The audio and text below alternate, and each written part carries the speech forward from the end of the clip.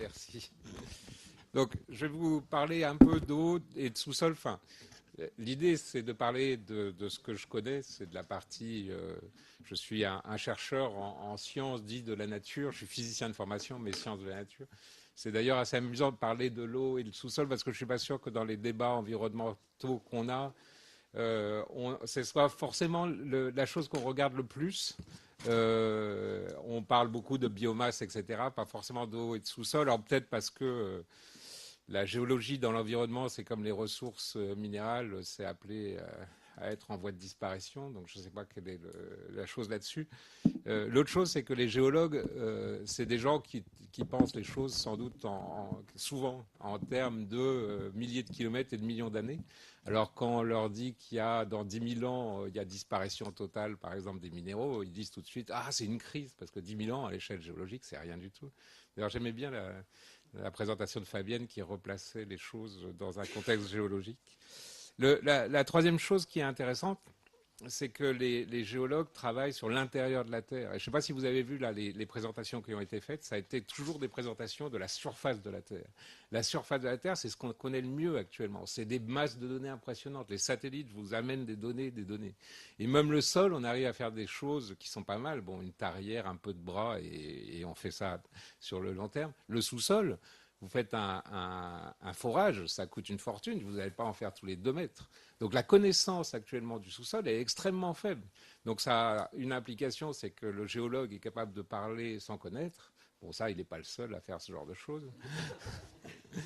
Mais le truc, c'est que le sous-sol et l'eau, parce que ça accompagne, c'est quand même quelque chose d'important. Et on est dans une situation où on n'a pas encore, où il faut penser le futur sans avoir la connaissance. Et je pense que ce soit pour des problématiques environnementales ou pour des problématiques industrielles, c'est un autre mode de gouvernance des projets, si on peut placer ça le projet de l'humanité, qui est à revoir, ce mode de gouvernance qui permet, qui nous dit comment avancer avec une connaissance qui avance. Je pense que ça, c'est un élément qui est intéressant.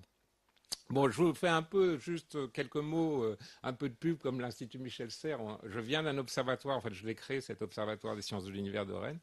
Le côté intéressant là-dedans, donc il est vraiment centré sur la dynamique, la gestion des ressources naturelles. On va du pétrole à la biodiversité. On est très la partie, hop, on ne va pas redémarrer tout de suite. Reporter. Voilà, on est très sur la partie ressources naturelles, mais on a quand même, on est pluridisciplinaire. Je crois que ça, c'est une vraie évolution dans le domaine scientifique. L'autre chose, c'est que comme il y a des gens des sciences dures, on est beaucoup sur la partie mesure, expérimentation. Et modélisation, la question de la modélisation est une vraie question. C'est d'ailleurs celle qui porte, par exemple, un institut comme les systèmes complexes, parce que c'est la question de l'anticipation qui est posée derrière. Modéliser, c'est avoir une compréhension fine de ce qu'il y a dedans et faire des prédictions qui permettent d'anticiper. La prédiction, elle est nécessaire dans tous les débats qu'on peut avoir là. Donc il y a pas mal de missions et dans les points que je voulais noter, c'est que cet observatoire, c'est une UFR classique de l'université, mais qui pilote la recherche. Et je pense que l'université a aussi perdu, je pense, ce copilotage. Et à mon avis, c'est des modèles à retrouver. Et elle a une fonction, une mission qu'ont tous les observatoires qui existent en France, qui est la mission d'observation. Parce que c'est bien beau de modéliser, c'est bien beau d'expérimenter, mais l'observation de systèmes qu'on ne connaît pas a priori, donc dont on ne sait pas à l'avance qu'est-ce qu'il faut observer, c'est quelque chose de compliqué, ça fait partie d'une activité de recherche qui est importante, que les astronomes connaissent évidemment depuis très longtemps. Bon, là, c'est toutes les disciplines. Donc, sur la question de l'eau elle-même, les géologues replacent toujours dans un contexte, vous connaissez tous cette image, et la bulle que vous avez, ça c'est la Terre qui est là, la bulle que vous avez, la grosse bulle, eh ben, c'est le total de l'eau. Y inclut les océans. Donc vous avez ça. Donc c'est quand même pas beaucoup. Et pourtant, la Terre, dans le système, vous mettez n'importe quel astronome, la Terre, c'est la planète bleue. Donc la planète bleue, c'est bleu, mais c'est pas grand-chose le bleu quand même. Hein. Et le bleu, l'eau douce, vous avez vu là, juste à côté, là. Hop, ça, c'est l'eau douce totale. Et dessous, il y a même une petite. On la voit là. Et ça, c'est l'eau douce qui est disponible pour nous. Donc c'est notre capital. Voilà. Je ne sais pas en flux, mais c'est un volume, c'est ça. C'est notre capital et il faut le traiter comme tel. Donc, juste quelques chiffres sur les flux globaux, parce que quelquefois, ce n'est pas forcément évident. Qu'est-ce que tu... Ah, ouais, super. J'ai un pro de la communication face à moi. Donc, l'essentiel du volume est dans les océans, etc. Il y a deux notions qui sont importantes. La notion de volume et de flux, qui est un truc classique chez les économistes. D'ailleurs, vous savez que le rapport des deux vous donne le temps de résidence, qui est l'élément essentiel. Donc, si vous ne connaissez pas l'un ou l'autre, si vous connaissez le temps de résidence par ailleurs, vous pouvez obtenir là. Donc, le point, c'est que la précipitation, il y a à peu près 113 000 km3 par an. Et il y a une grande partie qui part en évaporation. Et donc, et après, il y a une partie. Donc, la différence sur l'eau, c'est regarder les eaux souterraines et les fleuves et les lacs. L'eau souterraine, c'est 15 millions de kilomètres cubes. Les fleuves et les lacs, c'est 0,18. Donc, le volume essentiel est souterrain. Ça, c'est le point important. Par contre, en termes de flux, c'est pas pareil. En gros, on va revoir ça. Le concept, c'était de dire bon, on sait mesurer les flux des rivières, on ne sait pas trop mesurer les flux dans les aquifères. Mais l'idée qui est de plus en plus forte, c'est que toute l'eau que vous avez sur Terre est passée un jour ou l'autre par des aquifères, sauf éventuellement sur les parkings, qui est un problème d'ailleurs qui est reconnu. Le ruissellement, mis à part sur les parkings, la contribution est vraiment très faible, sauf dans des petites périodes de temps. Voilà. Donc en fait, on a quasiment le même flux dans les aquifères qu'on a dans les fleuves et les lacs, mais sur des volumes qui sont différents. Donc des temps de résidence qui ne sont pas les mêmes. Donc la question du renouvellement, elle ne se pose pas de la même manière. Vous imaginez, c'est une des questions qui est posée. Et l'autre chose, il y a la question de l'empreinte eau. Vous connaissez tous ce genre de concept qui est là. Quand vous avez un cycle de l'eau, donc vous avez l'eau bleue qui est l'eau que vous prenez, de la consommation, etc., et l'eau verte qui est l'eau qui en fait va être prise par les plantes ou repartir en évaporation. Cette eau verte, c'est de l'eau qui ne revient pas directement dans le système. Donc, et il faut savoir que la consommation actuelle, c'est quand même pour les trois quarts, ça je crois que c'est pour la France, c'est quand même pour les trois quarts de l'eau verte qu'on fait. Donc c'est de l'eau qui ne repart pas dans le système. Et on ne tient pas en compte l'eau virtuelle, qui est l'eau qui justement est dans les aliments, dans les végétaux, etc., et qu'on va transporter par le biais de l'économie, par camion, par bateau, etc., et qui revient dans les pays. Donc, et qui est une quantité, je crois que c'est prévu en Tunisie, il y avait une étude qui était faite, c'était 45% qui est de l'eau virtuelle sur le modèle économique. Enfin, la Tunisie étant pas dans un climat très favorable. Donc le point là-dessus, bon, vous connaissez tous ces concepts de soutenabilité faible-forte, les trois règles qui sont là. Donc les questions qui sont posées, c'est vraiment celle-là. Est-ce qu'on régénère autant qu'on consomme? Et quand on pollue, est-ce qu'il y a une dépollution qui se fait, etc. Bon, après, la question des ressources non renouvelables, on va voir qu'elle se pose aussi pour la question de l'eau. Ce n'est pas simplement la question des ressources minérales, etc. C'est aussi une question qui est posée comme ça. Donc, l'exploitation des ressources, ici, vous avez deux cartes. La première, elle est assez connue, qui est un indicateur de stress hydrique. Donc, combien vous consommez, est-ce que vous exploitez, peu, pas, etc. Bon, là, le constat, c'est que vous voyez le climat là-dedans. Ce que vous voyez, c'est le climat, en gros. C'est-à-dire que vous avez la ceinture sahélienne, et puis qui est là. Vous avez une surconsommation, vous avez la population. C'est un mixte entre climat et population, ce que vous voyez là. Et derrière, il y a une autre carte qui est intéressante parce que c'est la carte géologique.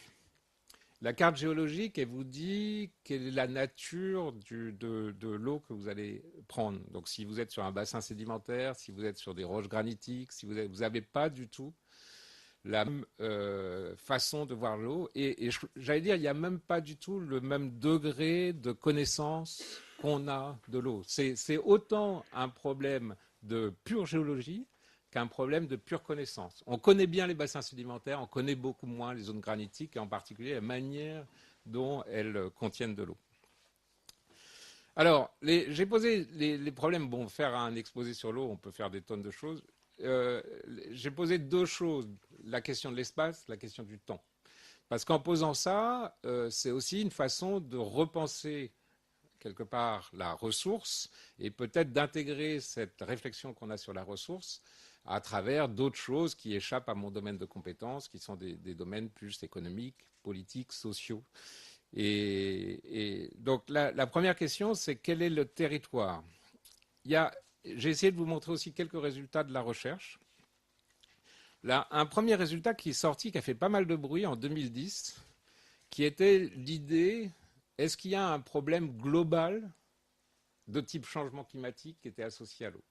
Donc c'est un travail qui a été fait où les gens, ils ont analysé en fait la recharge, ça c'est pas très dur, on a des satellites qui permettent d'obtenir une bonne mesure de la recharge.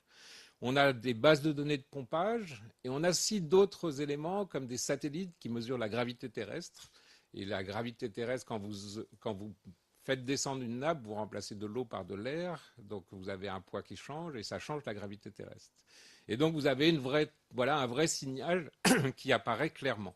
Donc avec ces éléments-là, on est capable d'essayer, enfin on essaye de faire un bilan et on a ce bilan de diminution des nappes. Vous allez me dire, c'est une donnée locale. Effectivement, ça peut être vécu comme une donnée locale. Il y a des points qui sont assez intéressants, notamment sur la partie ouest américaine, où la transformation, le fait de faire baisser les nappes, donc transformer la porosité du sol, enlever l'eau et remplacer par de l'air, a fait que le sol lui-même est tombé d'une trentaine de mètres. Enfin, mais sur des grandes surfaces, vous ne le voyez pas comme tel. Mais vous avez un vrai écrasement du sol qui est là, qui est un gros problème qu'ils ont là et qui existe dans d'autres pays pour d'autres raisons. Donc en faisant ce bilan, on a ça. Donc on a le taux d'extraction dans les nappes, qui est la courbe en rouge, qui dépend de l'axe de droite, donc qui est normalisé à 1. Donc ça vous dit juste comment ça monte. Dessous, les deux autres courbes dessous dépendent de l'axe de gauche. Celle du haut, c'est l'abstraction en anglais, c'est-à-dire la diminution du niveau des nappes. Non, c'est la quantité d'eau extraite, celle-là. Et cette partie-là, c'est la diminution du niveau des nappes. Et donc le constat, c'est qu'on n'arrive pas à renouveler globalement à l'échelle du monde le niveau des nappes. Donc vous voyez cette légère augmentation qui est là. Ce n'est pas une augmentation du niveau, c'est une diminution du niveau. Il faut le voir en sens inverse. La conséquence, c'est où va l'eau quand vous avez fait ça? Et c'est ça le point qui est là, c'est que quand vous avez enlevé l'eau des nappes, première possibilité, vous augmentez la précipitation. Donc vous récupérez l'eau que vous avez prise. Ça, c'est 3% du signal. Deuxième possibilité, vous mettez dans l'océan. Ça, c'est 97% du signal. Donc ça vous dit que cette augmentation, le fait de pomper l'eau des nappes, c'est un problème qui crée une augmentation du niveau des mers qui est de l'ordre de 1 mm par an. 1 mm par an, pour les géologues, c'est pour une chaîne de montagnes rapides. L'Himalaya s'est créé à 1 mm par an. Donc on crée un Himalaya sur le niveau des mers à cause de ce phénomène. Et c'est le même niveau que la fonte des glaciers. Donc ça, c'était intéressant parce que cette étude a montré que la question de l'eau, l'utilisation, c'est l'usage de l'eau. Hein. Là, on est vraiment dans la question de l'usage. C'est un problème global. Même problème que de type changement climatique. Mais c'est évidemment pas que ça. L'usage, c'est aussi un problème local. L'eau a un fonctionnement local et on va regarder en quoi la connaissance qu'on a des circuits de l'eau modifie peut-être la perception qu'on peut avoir de l'évolution de cette ressource vis-à-vis des pollutions. Là, on va regarder surtout la question des pollutions en nitrate parce que c'est un problème sur lequel on a travaillé pas mal en région Bretagne. Donc là, vous avez un article du Monde qui vous dit l'eau potable est de bonne qualité, mais les nappes phréatiques sont polluées. Je ne sais même pas si le journaliste du Monde ou les gens qui ont fait l'étude savent ce que veut dire la nappe phréatique. On n'est d'ailleurs pas tous d'accord par rapport à ce concept. Mais en tout cas, il pose bien le problème. Le problème, il est global. Cette pollution, elle est diffuse. Ici, vous avez une carte des surplus d'azote et qui vous montre effectivement que c'est un peu à l'échelle mondiale et en Europe particulièrement et en Bretagne particulièrement qu'on a ce type de problème. Donc ça devient de plus en plus rouge foncé, voire violet quand on arrive en Bretagne. Donc voilà. Donc cette question-là, on l'a abordée en faisant des analyses de bassins versants. Donc là, on a un vrai problème, on a une pollution par le sol, et cette pollution va se traduire par une modification de l'eau qui va être pompée à l'usager. Et le travail qu'on fait, nous, c'est de travailler entre le polluant qui arrive et l'usager, et qu'est-ce qu'il y a entre les deux, quels sont les circuits, comment comprendre les choses, est-ce qu'on peut avoir des indicateurs, à quelle échelle on doit travailler pour ce genre de problème. Donc la première échelle sur laquelle les gens travaillent, évidemment, c'est l'échelle du bassin versant, parce que l'échelle du bassin versant vous dit, bon, ici vous avez un exemple, hein, qu'à la sortie du bassin versant, vous avez collecté toutes les eaux du problème. Et donc vous voyez la notion de bassin versant, il y a une autre notion qui est à mon avis une notion tout aussi importante, qui est la notion de versant lui-même. C'est-à-dire que le versant, c'est la distance entre deux rivières. Et vous voyez qu'à l'échelle de la Bretagne, c'est toujours à peu près, et d'ailleurs à l'échelle mondiale, c'est toujours quelques kilomètres. Bon, ça peut varier. Donc cette notion est de la notion importante et dit ça, mais c'est une notion de surface. C'est une notion cartographique. Ceci dit, qui marche pas mal. La seule chose, c'est que quand on regarde, donc ça c'est la vision 2D du problème, et on a structuré d'ailleurs toutes les politiques que j'ai pu voir, j'ai fait participer à des SAGE, les schémas d'aménagement de gestion des eaux, des choses comme ça, c'est toujours sur cette vision-là que c'est basé. Jamais sur une vision 3D. Maintenant, si on regarde vraiment ce qui se passe, alors ce qui se passe, c'est que bon, vous avez l'eau qui coule sur le versant, et en fait, 99% de l'eau s'infiltre. Elle s'infiltre. Au départ, quand j'avais commencé à travailler sur ces problèmes-là, je travaillais sur autre chose avant, avec des collègues de l'INRA, les hydrologues pensaient le système comme étant la couche de sol qui fait transférer l'eau jusqu'à la rivière. Et après, on avait les hydrogéologues qui s'intéressaient au bassin de Paris avec de l'eau qui était très profonde. Entre les deux, il n'y avait rien. Donc la première chose qu'on a fait, c'est on a dit, ben, est-ce que sur la version 3D, il n'y a pas quelque chose à voir? Donc effectivement, on a creusé, on a fait des trous, des pisomètres, on a regardé la qualité aussi de l'eau qu'il y a sous en fait ces bassins versants, donc sous ces zones agricoles. Et parce que la mesure qui a été faite, c'était une mesure sur à l'exutoire des rivières. C'est là où on regardait la qualité potentielle de l'eau. Et donc, finalement, le ruissellement, il est négligeable dans ces systèmes-là. Quasiment toute l'eau va s'infiltrer. Alors après, elle s'infiltre et latéralement, il y en a une partie qui peut passer par le sol, mais l'essentiel va aller dans les nappes qui sont plus profondes, 30-40 mètres, mais ça peut aller dans des nappes très profondes. Remettez ce système-là à l'échelle. Prenez la carte de Bretagne, c'est 200 km de large. Si vous dites j'ai un transfert qui est complet, en principe, si la perméabilité est homogène, les transferts devraient aller jusqu'à 200 km de profondeur. Il n'y a aucune raison qu'ils soient limités plus bas. Bon, il se trouve que la perméabilité a tendance quand même un peu à diminuer avec la profondeur, donc ça limite les écoulements, mais ce n'est pas forcément quelque chose d'important. D'ailleurs, il y a les grandes découvertes actuelles, c'est découvrir qu'il y a une salinité qui est profonde et à plusieurs kilomètres. Et cette salinité vient d'écoulements qui dataient d'il y a quelques millions d'années.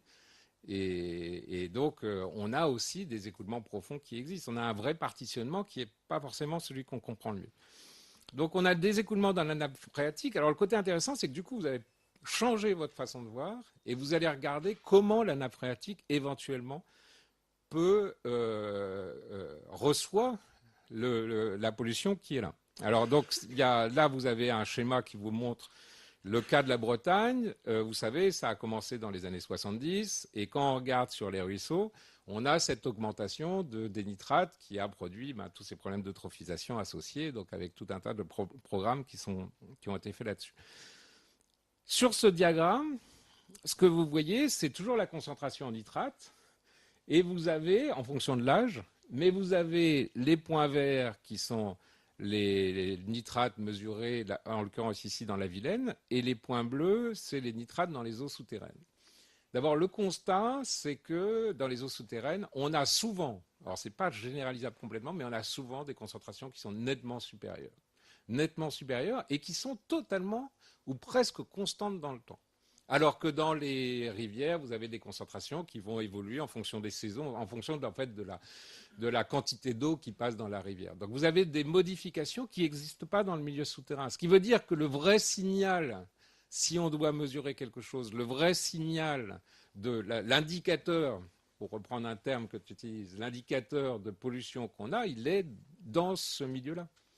Donc, et ça, c'est vraiment un point qui est important. Et du coup, ça vous change la manière dont vous allez observer l'impact que vous avez sur votre environnement. Ça, c'est le premier point. Le deuxième point, c'est le temps de l'eau. Le temps de l'eau, là, je vous ai pris quelques courbes. Comment on le mesure? On le mesure en utilisant la pollution de l'atmosphère. Alors, vous prenez, l'atmosphère est polluée à un moment, vous la récupérez. Alors, quand je dis polluée, hein, c'est des microgrammes, voire des pentagrammes. Et donc, des concentrations très faibles. Vous aviez les fameux CFC. Et donc, si vous êtes en courbe de croissance, si vous obtenez une certaine concentration, vous savez que l'eau datait de l'époque où les CFC avaient tel âge. Bon, ils ont arrêté les CFC, ce qui est un bien pour l'humanité, un mal pour les hydrologues, mais puisqu'on a perdu notre signal. Mais l'homme a des ressources inépuisées, émet toujours d'autres polluants et on arrive à récupérer d'autres signaux. Donc voilà, ça c'est le principe de base. Et là, vous avez la mesure de l'âge. La mesure de l'âge en fonction de la profondeur. Et donc vous avez l'âge en haut. Vous avez la profondeur, on ne descend pas à plus de 100 mètres, mais on peut descendre à 1000, 2000 mètres. Les grands forages ont montré qu'il y avait de l'eau très profonde. Mais ce que vous observez ici, c'est que vous avez une croissance. Donc les courbes, les points rouges, c'est dans un endroit qui est exploité, il y a un forage qui est exploité. Et les points bleus, c'est dans des endroits qui ne sont pas exploités. Mais le constat, c'est que, vous voyez l'âge, hein, c'est 20-30 ans. Donc toute politique, quelle qu'elle soit, sur des meilleures pratiques agricoles pour la dépollution, etc., ce n'est pas la peine d'attendre des résultats avant 20-30 ans, puisque la constante de temps de ce problème est celle-là. Et donc, quand vous avez ces vitesses d'écoulement, vous avez toujours ce modèle, ce schéma qu'on a. Et le schéma qu'on a, eh ben, on a rajouté quelques âges, mais c'est des données. Ça, c'est vraiment des travaux récents, donc ça veut dire que les choses évoluent tout le temps. Mais en gros, vous avez une dizaine d'années en bas. Et vous voyez, vous allez de 30 jours à une dizaine d'années, vous avez vraiment des évolutions qui sont assez différentes. Dans ce contexte-là, j'ai parlé de quantité, j'ai parlé de temps, il y a la notion de qualité est aussi importante. Le rôle des zones humides comme processus épurateur est assez fort. C'est pour ça d'ailleurs qu'on n'a pas le même niveau de nitrate dans la rivière qu'on a dans la nappe. Donc ça, c'est ce rôle qui est important. Il est sans doute surestimé, mais c'est-à-dire qu'il y a des périodes de l'année où ça ne fonctionne pas et des périodes de l'année où ça fonctionne. Donc il faut regarder ça encore plus en détail. Il y a un point qui est, dans ce schéma, il y a un point qui est quand même important, c'est quel est l'impact de notre aménagement de surface par rapport à des questions, par exemple, de pollution. Si vous avez un schéma où vous pensez que toute l'eau ruisselle, donc vous allez mettre un poids fort, par exemple, sur des structures telles les haies, etc., ça ne sera pas la même chose que si vous êtes le schéma où toute l'eau s'infiltre. L'impact n'est pas le même. Donc c'est en ce sens que la connaissance scientifique, à mon avis, est extrêmement importante et qu'on n'est pas là juste sur une discussion, voilà, comment faire pour améliorer les choses et tout. Il faut comment faire pour améliorer les choses avec une connaissance du milieu tel qu'il est. Donc voilà.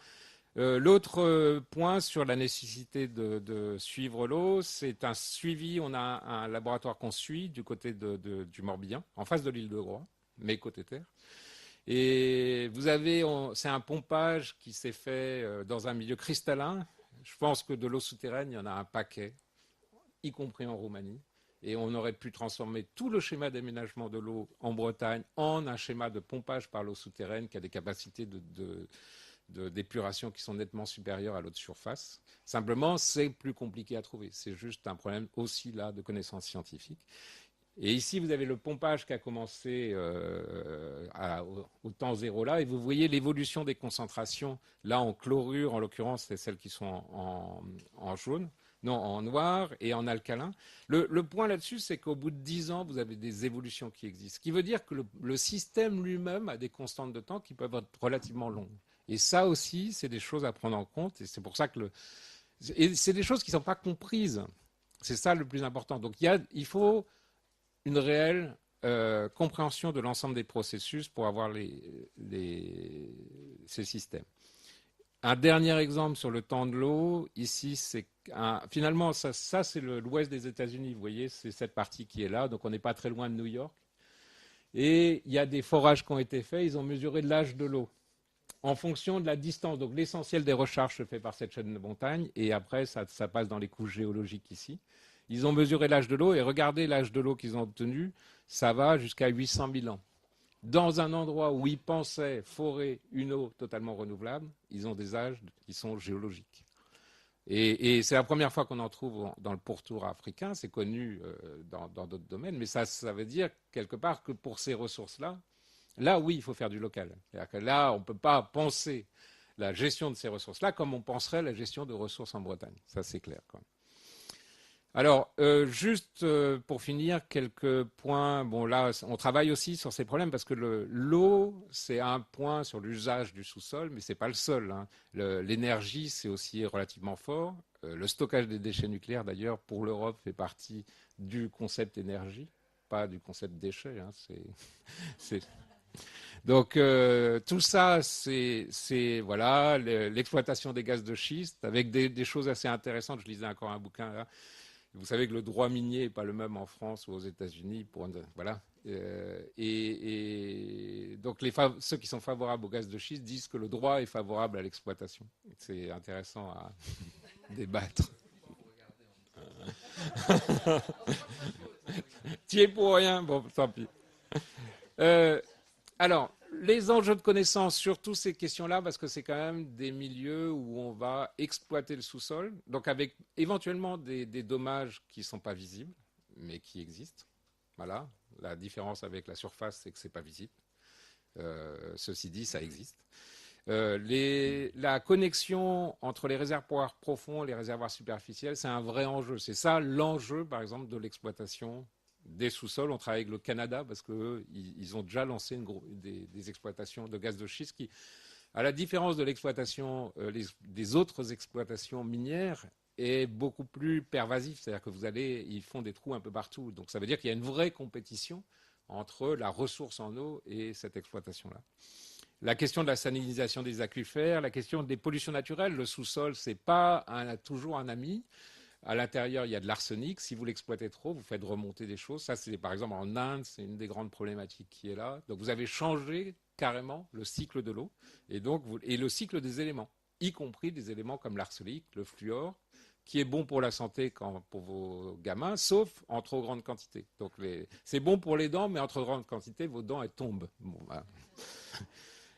Et les questions de la raréfaction de la ressource. Le point quand même, juste là-dessus, notre travail à nous, c'est qu'on a affaire à une structure complexe.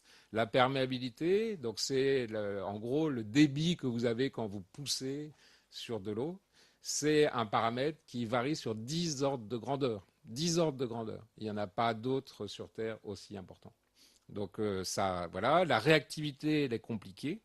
Mais le point le plus fort, c'est que pour moi, le sous-sol, c'est la dernière terra incognita. C'est-à-dire que vous connaissez tous le sol, on arrive à connaître le sol des planètes mieux qu'on ne connaît le sous-sol. Je suis sûr que personne n'est capable de dire ce qu'il va trouver s'il creuse un forage de 1000 mètres sous ses pieds. Il a des idées comme ça, mais il est incapable de le trouver. On travaille sur un site en Suède. Voilà, c'est un tunnel. Le tunnel, il est très très long.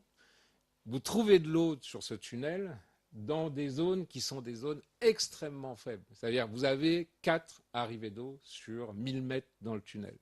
Et 80% de l'eau, vous le trouvez ici sur cette galerie, vous voyez les traces de fractures qui sont là, viennent d'une seule fracture. Donc, et elle fait 3000 mètres de large. Donc la question qui est derrière, c'est que la prédiction qu'on nous demande à nous, c'est 3 mm sur 4000 mètres. C'est autre chose quand même que les modèles économiques en général. Donc, juste pour finir, l'eau, c'est pas qu'une ressource. Et l'exemple qu'on peut donner, c'est un exemple que j'aime bien, c'est l'exemple de l'Afrique. Donc, l'Afrique, vous avez toute cette partie subsaharienne. Vous avez ce petit point-là, et ça, c'est le delta d'Okavango, qui est un delta d'ailleurs qui est assez fantastique, avec des questions scientifiques complètement. Il devrait être complètement salé, il est totalement frais, et c'est parce que la végétation pompe le sel. En fait, change le circuit de l'eau, et le sel vient se bloquer sous les îles, et donc le reste est frais. Et donc, en Afrique, vous avez ça. Vous avez d'un côté le détal de Kwaku, de l'autre Kalahari. Donc l'eau, c'est aussi un habitat quelque part. Et ça change votre habitat. Vous n'allez pas vivre de la même manière à Okavango ou à Kalahari. Donc voilà, je m'arrête là.